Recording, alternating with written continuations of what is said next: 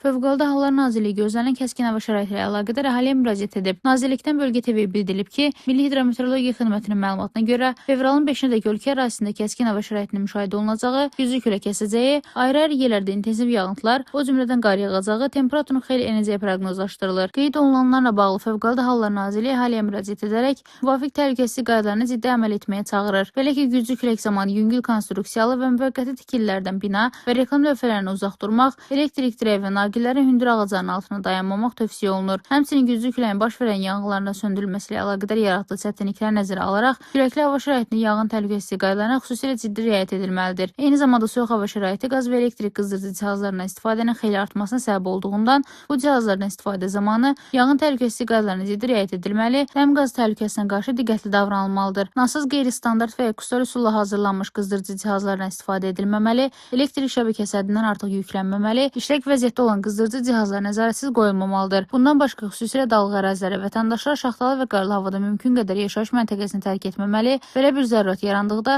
hərəkət istiqaməti barədə yaxınlarına əvvəlcə məlumatlandırılmalı, avtomobilin texniki göstəricilərinin fəslə uyğunluğunu və kifayət qədər yanacaq ehtiyatını təmin etməlidirlər. Qar uçqunu ehtimal olan yerlərdən, o cümlədən dik yamaclardan kənar gəzmək və günün qaranlıq vaxtına qalmadan yaşayış məntəqəsinə geri dönmək tövsiyə olunur. Unutmayın, qaydalara biganəlik həyatımıza təhlükədir. Təhlükə zamanı 112-yə zəng edin. Rəna Rövşən qızı, Bölgə TV.